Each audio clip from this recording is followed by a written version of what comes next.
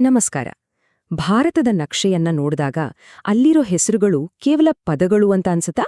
ಖಂಡಿತ ಇಲ್ಲ. ಪ್ರತಿಯೊಂದು ಹೆಸರಿನ ಹಿಂದೆ ಒಂದು ಕಥೆ ಇದೆ.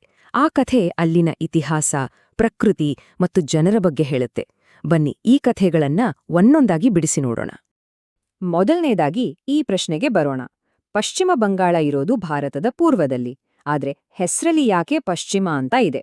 ಕೇಳೋಕೆ ಸ್ವಲ್ಪ ವಿಚಿತ್ರ ಅಲ್ವಾ? ಇದರ ಹಿಂದಿನ ಕಾರಣ ಏನು? ಇನ್ನೊಂದು ಪ್ರಶ್ನೆ, ಕೇರಳ ರಾಜ್ಯಕ್ಕೂ ತೆಂಗಿನಕಾಯಿಗೂ ಏನು ಲಿಂಕ್? ಈ ತರಹದ ಹಲವಾರು ಕುತೂಹಲಕಾರಿ ಪ್ರಶ್ನೆಗಳಿಗೆ ಉತ್ತರವನ್ನು ನಾವಿವತ್ತು ಕಂಡುಹಿಡಿಯೋಣ. ಸರಿ, ಮೊದಲು ಪ್ರಕೃತಿಯಿಂದ ಶುರು ಮಾಡೋಣ. ನಮ್ಮ ದೇಶದ ಎಷ್ಟೊಂದು ರಾಜ್ಯಗಳಿಗೆ ಅದರ ಹೆಸರು ಬಂದಿದ್ದೇ ಅಲ್ಲಿನ ಭೂಮಿ, ಬೆಟ್ಟ, ನದಿ, ಮಣ್ಣಿನಿಂದ. ಉದಾಹರಣೆಗೆ ಅರುಣಾಚಲ ಪ್ರದೇಶವನ್ನೇ ತಗೊಳ್ಳಿ. ಅರುಣ ಅಂದ್ರೆ ಸೂರ್ಯ, ಆಚಲ ಅಂದ್ರೆ ಪರ್ವತ, ಅಂದ್ರೆ ಸೂರ್ಯ ಉದಯಿಸುವ ಪರ್ವತಗಳ ನಾಡು ಅಂತ. ಅಂದಹಾಗೆ ಒಂದು ಇಂಟ್ರೆಸ್ಟಿಂಗ್ ಫ್ಯಾಕ್ಟ್ ಏನಪ್ಪಾ ಅಂದ್ರೆ, ನಮ್ಮ ದೇಶದಲ್ಲಿ ಸೂರ್ಯನ ಮೊದಲ ಕಿರಣ ಬೀಳೋದೇ ಈ ರಾಜ್ಯದ ಮೇಲೆ. ಇದೇ ತರ ಮೇಘಾಲಯ ಅಂದ್ರೆ ಮೇಘಗಳ ಆಲಯ, ಅಂದ್ರೆ ಮೋಡಗಳ ಮನೆ. ಹಿಮಾಚಲ ಪ್ರದೇಶ ಅಂದ್ರೆ ಹಿಮದ ಪರ್ವತಗಳ ನಾಡು. ನಾವು ಮೊದಲು ಕೇಳಿದ್ವಲ್ಲ ಕೇರಳದ ಕಥೆ, ಅದಕ್ಕೆ ಉತ್ತರ ಇಲ್ಲಿದೆ ನೋಡಿ. ಕೇರ ಅಂದ್ರೆ ತೆಂಗು, ಆಲಂ ಅಂದ್ರೆ ನಾಡು, ಸೊ ತೆಂಗಿನಕಾಯಿಗಳ ನಾಡು. ಇನ್ನು ನಮ್ಮ ಹೆಮ್ಮೆಯ ಕರ್ನಾಟಕ, ಕರು ಅಂದ್ರೆ ಕಪ್ಪು, ನಾಡು ಅಂದ್ರೆ ಭೂಮಿ, ಅಂದ್ರೆ ಕಪ್ಪು ಮಣ್ಣಿನ ನಾಡು. ಸರಿ, ಇದು ಪ್ರಕೃತಿ ಕಥೆಯಾಯಿತು. ಆದ್ರೆ ಹೆಸರುಗಳಿಗೆ ಪ್ರಕೃತಿ ಮಾತ್ರ ಕಾರಣ ಅಲ್ಲ. ಅಲ್ಲಿ ಬದುಕಿದ ಜನರು, ಅವರ ಇತಿಹಾಸ, ಅದು ಕೂಡ ಅಷ್ಟೇ ಮುಖ್ಯ. ನೋಡಿ, ನಾಗಾಲ್ಯಾಂಡ್ ಹೆಸರು ಬಂದಿದ್ದು ಅಲ್ಲಿನ ನಾಗ ಬುಡಕಟ್ಟಿನಿಂದ, ಗುಜರಾತ್ ಗುರ್ಜರ ಜನಾಂಗದಿಂದ, ಅಸ್ಸಾಂ ಹೆಸರು ಬಂದಿದ್ದು ಅಹೋಮ್ ರಾಜವಂಶದಿಂದ. ಈಗ ಪಶ್ಚಿಮ ಬಂಗಾಳದ ಕಥೆಗೆ ಬರೋಣ. ಬಂಗಾಳ ವಿಭಜನೆ ಆದಾಗ ಭಾರತದ ಪಾಲಿಗೆ ಬಂದ ಪಶ್ಚಿಮ ಭಾಗವೇ ಇವತ್ತಿನ ಪಶ್ಚಿಮ ಬಂಗಾಳ. ಹಾಗಾಗಿ ಅದು ಪೂರ್ವದಲ್ಲಿದ್ರೂ ಹೆಸರು ಮಾತ್ರ ಪಶ್ಚಿಮ ಬಂಗಾಳ. ಅದೇ ರೀತಿ ಬೌದ್ಧ ವಿಹಾರಗಳು ಅಂದ್ರೆ ಮಠಗಳು ಹೆಚ್ಚಾಗಿದ್ದ ಜಾಗವೇ ಬಿಹಾರ ಆಯ್ತು. ಈಗೊಂದು ನಂಬರ್ 36. ಇದೇನಿದು, ಬರೀ ನಂಬರ್ ತೋರಿಸ್ತಾ ಇದ್ದೀನಿ ಅನ್ಕೋಬೇಡಿ. ಈ ಒಂದು ನಂಬರ್ ಹಿಂದೆ ಒಂದು ಇಡೀ ರಾಜ್ಯದ ಹೆಸರೇ ಅಡಗಿದೆ. ಯೋಚನೆ ಮಾಡಿ, 36ಕ್ಕೂ ಒಂದು ರಾಜ್ಯಕ್ಕೂ ಏನ್ ಸಂಬಂಧ ಇರ್ಬೋದು? ಉತ್ತರ ಛತ್ತೀಸ್ಗಢ್. ಛತ್ತೀಸ್ ಅಂದ್ರೆ ಹಿಂದಿಯಲ್ಲಿ 36, ಗಢ ಅಂದ್ರೆ ಕೋಟೆ. ಸೊ 36 ಕೋಟೆಗಳಿದ್ದ ನಾಡೆ ಛತ್ತೀಸ್ಗಢ್. ಇಂಟ್ರೆಸ್ಟಿಂಗ್ ಅಲ್ವಾ? ಇಲ್ಲಿಯವರೆಗೆ ನಾವು ರಾಜ್ಯಗಳ ಬಗ್ಗೆ ಮಾತಾಡಿದ್ವಿ. ಆದ್ರೆ ಕತೆ ಇನ್ನೂ ಮುಗಿದಿಲ್ಲ. ನಮ್ಮ ಯೂನಿಯನ್ ಟೆರಿಟರಿಗಳ ಕತೆಯೇ ಬೇರೆ. ಅಲ್ಲಿ ಹೆಸರುಗಳಿಗಿಂತ ಹೆಚ್ಚಾಗಿ ಅಲ್ಲಿನ ಚಿಹ್ನೆಗಳು ಅಂದ್ರೆ ಸಿಂಬಲ್ಸ್, ಅವುಗಳ ಐಡೆಂಟಿಟಿಯನ್ನ ಹೇಳುತ್ತೆ.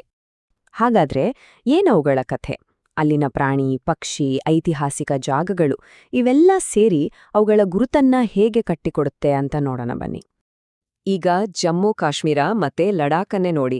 ಜಮ್ಮು ಕಾಶ್ಮೀರದ ರಾಜ್ಯ ಪ್ರಾಣಿ ಹಂಗುಲ್ ಅಂದ್ರೆ ಕಾಶ್ಮೀರಿ ಜಿಂಕೆ, ಲಡಾಖ್ದು ಸ್ನೋ ಲೆಪರ್ಡ್, ಎರಡೂ ಬೇರೆ ಬೇರೆ.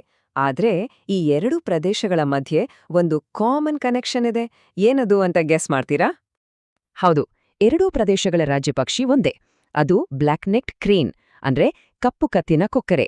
ಇದು ಇವರಗರ ನಡುವಿನ ನೈಸರ್ಗಿಕ ಮತ್ತು ಸಾಂಸ್ಕೃತಿಕ ಸಂಬಂಧವನ್ನ ತೋರಿಸುತ್ತೆ.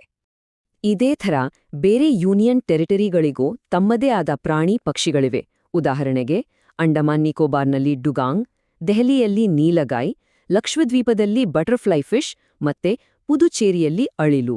ಹೀಗೆ ಈ ಚಿಹ್ನೆಗಳು ಅಂದ್ರೆ ಬರೀ ಪ್ರಾಣಿ ಪಕ್ಷಿ ಮಾತ್ರ ಅಲ್ಲ, ಕೆಲವೊಂದು ಜಾಗಗಳು, ಲ್ಯಾಂಡ್ ಮಾರ್ಕ್ಸ್ಗಳು ಕೂಡ ಒಂದು ಪ್ರದೇಶದ ಕಥೆ ಹೇಳುತ್ತೆ.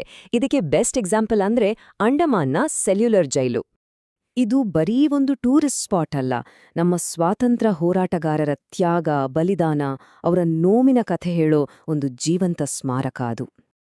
ಇದೇ ರೀತಿ ಇನ್ನೊಂದು ಅದ್ಭುತವಾದ ಜಾಗ ಅಂದ್ರೆ ಚಂಡೀಗಢ್ನ ರಾಕ್ ಗಾರ್ಡನ್. ಇದರ ಹಿಂದಿನ ಕಥೆಯಂತೂ ತುಂಬಾ ಇಂಟ್ರೆಸ್ಟಿಂಗ್ ಆಗಿದೆ. ಗೊತ್ತಾ, ಇದನ್ನ ಪೂರ್ತಿಯಾಗಿ ವೇಸ್ಟ್ ಮೆಟೀರಿಯಲ್ಸ್ನಿಂದ ಕಟ್ಟಲಾಗಿದೆ. ಹೌದು, ಒಡೆದ್ಹೋದ ಬಳೆಗಳು, ಟೈಲ್ಸ್, ಪೈಪ್ಗಳು, ಇಂಥ ವೇಸ್ಟ್ನಿಂದ ಒಂದು ಸುಂದರವಾದ ಗಾರ್ಡನ್. ಇದು ಮನುಷ್ಯನ ಕ್ರಿಯೇಟಿವಿಟಿಗೆ ಒಂದು ದೊಡ್ಡ ಸಾಕ್ಷಿ. ಹಾಗಾದ್ರೆ ಈ ಹೆಸರುಗಳು, ಚಿಹ್ನೆಗಳು ಇವೆಲ್ಲ ಸೇರಿ ನಮ್ಗೆ ಏನ್ ಹೇಳುತ್ತೆ? ಸಿಂಪಲ್, ಇವೆರಡೂ ಸೇರಿದಾಗ್ಲೇ ಒಂದು ಪ್ರದೇಶದ ನಿಜವಾದ ಗುರುತು, ಅದರ ಆತ್ಮ ಏನು ಅನ್ನೋದು ನಮ್ಗೆ ಗೊತ್ತಾಗೋಡು. ಒಂದು ಮಾತಿದೆ, ಒಂದು ರಾಜ್ಯಕ್ಕೆ ಹೆಸರಿಡೋದು ಒಂದು ಮಗುವಿಗೆ ನಾಮಕರಣ ಮಾಡಿದ ಹಾಗೆ ಅಂತ. ಯಾಕಂದ್ರೆ ಎರಡಕ್ಕೂ ಆಧಾರ ಒಂದೇ, ಅದರ ಪ್ರಕೃತಿ, ಇತಿಹಾಸ ಅಥವಾ ಅಲ್ಲಿನ ಜನರು. ಎಷ್ಟ್ ಚೆನ್ನಾಗಿದೆ ಅಲ್ವಾ ಈ ಹೋಲಿಕೆ? ಸರಿ, ಕೊನೆಯದಾಗಿ ಒಂದು ಪ್ರಶ್ನೆ. ಈಗ ತಾವು ಇರುವ ಊರು ಅಥವಾ ತಮ್ಮ ಊರಿನ ಹೆಸರು, ಅದರ ಹಿಂದಿರೋ ಕಥೆ ಏನು, ಅದು ಯಾವ ಕಥೆ ಹೇಳುತ್ತೆ ಅಂತ ಎಂದಾದ್ರೂ ಯೋಚನೆ ಮಾಡಿದ್ದೀರಾ? ಒಂದ್ಸಲ ಅದ್ರ ಬಗ್ಗೆ ತಿಳ್ಕೊಳಕ್ಕೆ ಟ್ರೈ ಮಾಡಿ ನೋಡಿ.